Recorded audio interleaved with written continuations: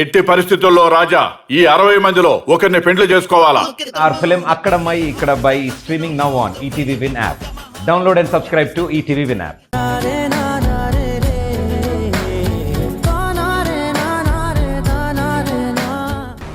అన్ని కార్యక్రమాలు వీడు చూసుకున్నట్టుగా కొన్ని ఆధారాలు లభించాయి. అప్పుడే వాణ్ణి పగడ్బందీగా పోలీసులు స్కెచ్ చేసి మరీ అరెస్ట్ చేశారు. కొన్నాళ్ళు వాడు జైల్లోనే ఉన్నాడు. మరి వాడు స్మగ్లింగ్ చేస్తున్న ఎర్రచందనం దొరికిందా? దానికి సంబంధించిన ఫైల్ ఏమైనా ఉందా? ఇందులోనే ఓ ట్విస్ట్ ఉంది. తర్వాతి వాడి లీడర్ గోపీది తప్పు కాదు, నిజాయితీ పరుడని కోర్టులో చెప్పాడు. జైల్లో కూడా వీడు చాలా మంచిగా ఉండేవాడని అప్పుడు పనిచేసిన అధికారులు నాతో చెప్పారు. ఆ స్టాఫ్ అంతా మారిపోవడంతో అసలు వీడి పరిస్థితి ఏంటి అని కొంతమందికి నేను ఫోన్ చేసి అడిగాను. వీడి గురించి ఎవరూ చెడుగా చెప్పట్లేదు. వీడు చాలా మంచివాడు, అసలు వీడు కలప దొంగ అంటే ఎవరూ నమ్మేవాళ్ళు కాదు అని వీడి గురించి చాలా నమ్మకంగా చెప్పేవాళ్ళు. దానికి తగ్గట్టుగానే వీడు నిర్దోషని కోర్టు ప్రకటించింది. వీడు బయటకు వచ్చేశాడు. ఆ లీడర్ మిగిలిన అనుచరులు కూడా బయటకొచ్చేశారా? లేదు, వాళ్ళు మాత్రం కొన్నాళ్ళు జైల్లోనే ఉన్నారు. తర్వాత మీకు తెలిసిందే కదా, అందరూ బెయిల్ మీద బయటకు వచ్చారు. ఇప్పుడు ఆ లీడర్ ఎక్కడున్నాడో దాని గురించి పూర్తి వివరాలు నాకు తెలియదు. అది ఎంక్వైరీ చేసి తొందరలోనే మీకు చెప్తాను. గోపి మీద డిపార్ట్మెంట్లో మంచి ఒపీనియన్ ఉంది.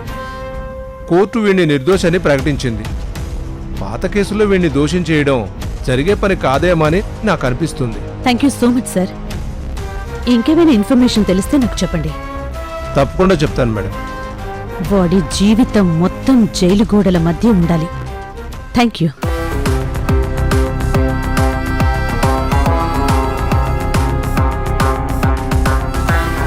మేడం, ఇక్కడ కూడా మీకు నిరాశ ఎదురైంది. గోపి గురించి జైలు అధికారులు ఇంత బాగా చెప్పారంటే రేపు కోర్టులో వాడికి బెయిల్ మంజూరవుతుంది. అప్పుడు పరిస్థితి ఏంటి? లేదు శివ, వాడి లీడర్స్ కొంతమంది ఉన్నారని చెప్పారు కదా. ఇప్పుడు వాళ్ళు ఎక్కడున్నారో వెతికితే వీడి గురించి యాంటీగా ఎవరో ఒకరు ఉండే ఉంటారు. లేకపోతే వీడి మీద హత్యా ప్రయత్నం ఎందుకు జరుగుతుంది? ప్రాణాలు తీయడానికి కోర్టు దాకా వచ్చారంటే వీడు గతంలో చేసిన పొరపాట్లు ఏవో ఉన్నాయి అని మనకు అర్థమవుతుంది కదా. ముందు అట్నుంచి ఎంక్వైరీ చేస్తే వీడిని ఎట్నుంచి ఎలా ఇరికించాలో మొత్తం మనకు తెలుస్తుంది. ఒక్కటి గుర్తుపెట్టుకో, గోపి అనేవాడు ఎంత మంచిగా నటించినా, అమాయకుడని ఎంతమందికి చెప్పినా, గతాన్ని మర్చిపోయినా అని వాడు కథలల్లినా నేను మాత్రం వాడిని బయటికి రానివ్వను. ఎక్కడో ఒకచోట ఏదో ఒక చిన్న క్లూ దొరికితే చాలు, మొత్తం కథ మార్చేస్తాను. వాడు బయటికి రాలేనట్టుగా అన్ని రకాల కేసులు పెట్టి జీవితాంతం వాడిని జైల్లో మగ్గేలా చేస్తాను.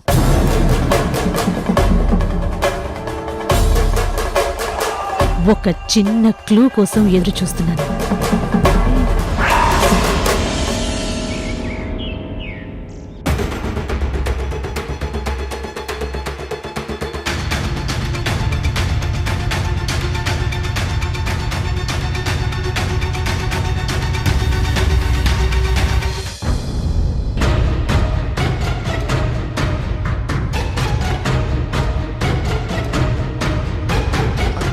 సార్,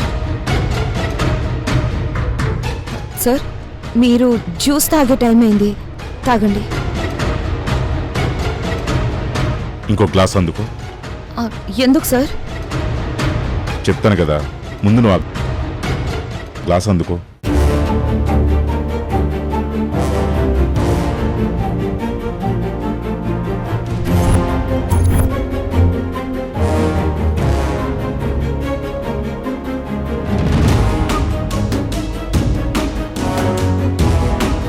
తీసుకో.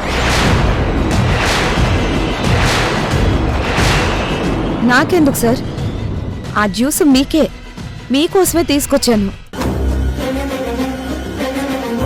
నాకు తెలుసు వసుదా, నువ్వు ఇంటికి మేనేజర్గా వచ్చావు, ఇంట్లో అన్ని పనులు చూసుకుంటున్నావు. కానీ నువ్వు జీతానికి పనిచేస్తున్న మనిషిలా లేవు. మా జీవితాల కోసం ఆలోచించే మనిషిలా ఉన్నావు. మరీ ముఖ్యంగా నా గురించి నువ్వు తీసుకుంటున్న కేర్ చూస్తుంటే నాకు చాలా హ్యాపీగా ఉంది. నేను ఏ టైంకి ఏం చేయాలో అన్నది పర్ఫెక్ట్గా నువ్వు గుర్తు చేస్తున్నావు. ఇప్పుడు ఈ టైంకి జ్యూస్ తాగాలి అని నేను కూడా మర్చిపోయినా నువ్వు తీసుకొచ్చావు. సో నువ్వు నాకు పరాయి మనిషివి కాదు, నా మనిషి లాంటి దానివి. అందుకే నువ్వు కూడా తాగు. ఇది నేను తాగానంటే మీ మనిషిలా కాదు, వాళ్ళకి అట్లా సగంగా ఉంటాను. అయ్యో, నువ్వెందుకు భయపడుతున్నావు?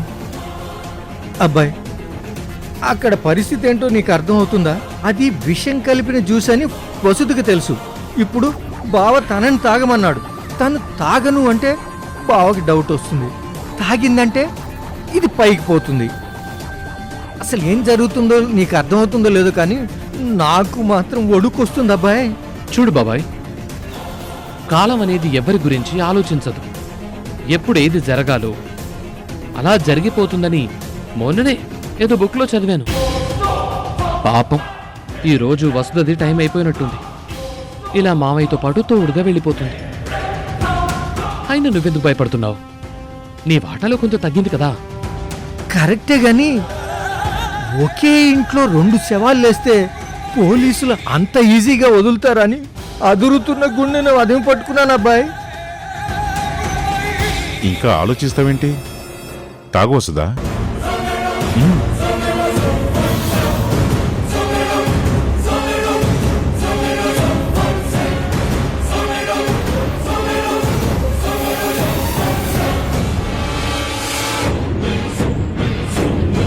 పొరపాటున ఆ జ్యూస్ నీ బదులు నేను తీసుకువెళ్ళి ఉంటే బావతో పాటు నా ఫోటోకి దండ పడేది.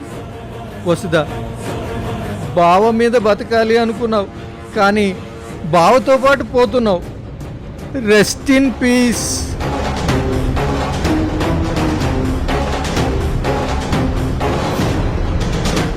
హలో అంబులెన్స్ సర్వీస్, మీరు ఆదిత్య గారింటికి వెంటనే రావాలి.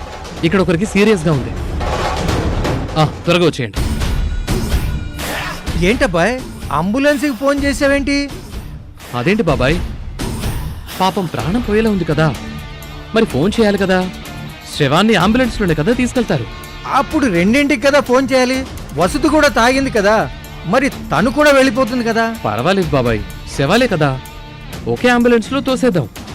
ఇద్దరు వెళ్ళిపోతారు. అసలు నువ్వేం చేస్తున్నావు? ఇక్కడ ఏం జరుగుతుందో కూడా నాకు అర్థం కావట్లేదు. పొరపాటున అంబులెన్స్ వచ్చే సమయానికి వీళ్ళు బతికితే? ఇలా జరగడానికి కారకుడు నువ్వే అని నేను చెప్తాను కదా.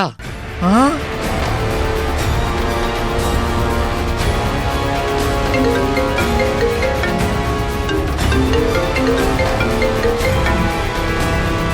ఏంటి బావా, మా డాడీ నీతో మాట్లాడిస్తున్నారా? నన్ను ఇంటికి రమ్మని చెప్తున్నారా? నా గంటల్లో ప్రాణం ఉండగా ఆ ఇంట్లో నేను అడుగు పెట్టనని మా డాడీకి నువ్వు చెప్పు. అది కాదు సృజన, నీ మీద బెంగతోని మామయ్య చాలా డిప్రెషన్లోకి వెళ్ళిపోయారు. ఆయన గుండె పట్టుకుని పడిపోయారు.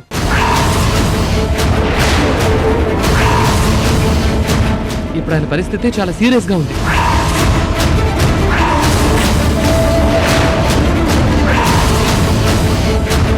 నేను వెంటనే అంబులెన్స్ రమ్మని ఫోన్ చేశాను. ఏంటి బాబా నువ్వనేది? సృజన, ఏం జరిగింది? డాడీకి హెల్త్ కండిషన్ బాలేదంట బావ చెప్తున్నాడు. అవును, మామయ్య మేము వెంటనే హాస్పిటల్కి తీసుకెళ్తున్నాం. నువ్వు త్వరగా అక్కడికి రా, లేదంటే మామయ్య చివరి చూపు కూడా